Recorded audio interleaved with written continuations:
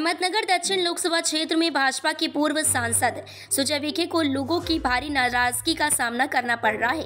महाराष्ट्र से अफसर शेख की खास रिपोर्ट। बरेच जण आहेत त्याच्या पालखीच्या दांड्या साळायला आम्हीच होतो, त्याचे दांडे झेंडे दांडे खांद्या वेळेला आम्हीच होतो, आमच्याच हातात माईक होता, आम्हीच त्याचे भाषण केले। पण 5 वर्षात त्यांनी आमच्या नजरेला नजर सुद्धा लावली नाही आणि आमचा फोन सुद्धा उचलला नाही। पण त्याचं काम करायचं कसं काय आणि कशा माध्यमातून करायचं?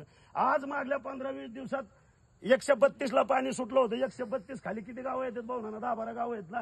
132 खाली 10-12 गावं येतात। 132च्या चारीला जी पाणी ह्या भांडगोळ खासदारांनी ते पाणी अडवलं आणि आमच्या 132ची सगळी होळी जर कोणी केली असेल तर ह्या खासदारांनी केलेली। आणि हो खासदार नसून खुपशे आहे का खापशे हे लोकांनाच माहित असेल।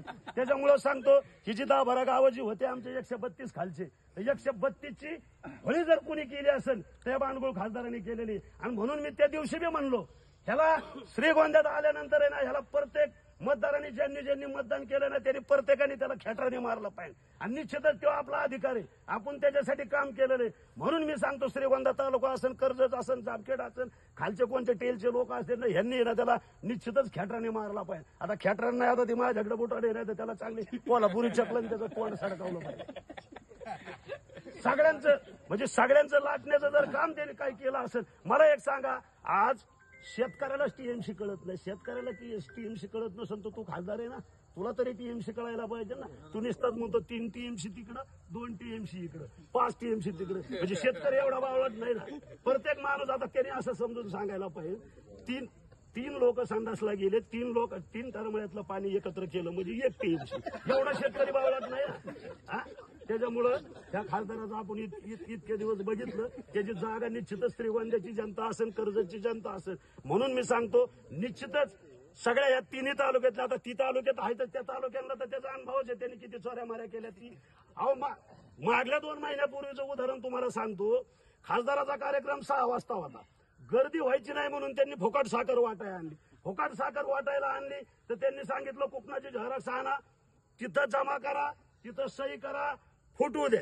10:30ला हा कार्यक्रम केला, 11 वाजता टोकन वाटले, ज्या बायांनी 11 वाजता टोकन घेतले, आता सगळे पोरांना खाऊ पिऊ घालून ज्या सगळ्या म्हाताऱ्या बाया असतील, तरण्या असतील, कोणी असतील, सर्वसामान्य माणूस असेल, गरजू असेल, सगळे टोकन घ्यायला तिथं लाईनीत उभा राहिले। 10 ते 11 टोकन वाटले तर सगळे लोक चिचं खाली दिवसभर झोपले आणि 5 वाजता खासदाराच्या सभेला गर्दी व्हायची म्हणून 8 तास बाया तिथं दाबून धरल्या। त्यांनी 5 वाजता ते 2-2 किलो साखर आणि 2-2 किलो डाळ द्यायचा, तिथं त्यांनी ते घाट घातला। आणि त्याच्यानंतर त्यांना दम द्यायला बायांना त्यांनी 25 बोनसर आणले होते तिथं, तर ते बोनसर जाताना साखर चोरून घेऊन गेले। ते व्हिडिओ आहे माझं, मी तो व्हायरल बी केलं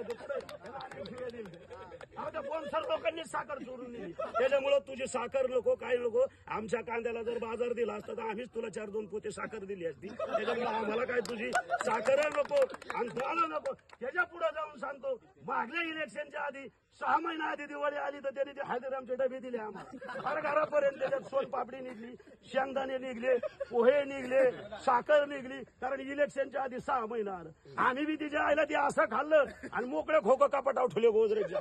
इखे साहेबांनी आम्हाला खोकं दिलं, अहो काय खोकं दिलं ते अजून बी खोकं तिथं त्या उकांड्यावर पडलेले।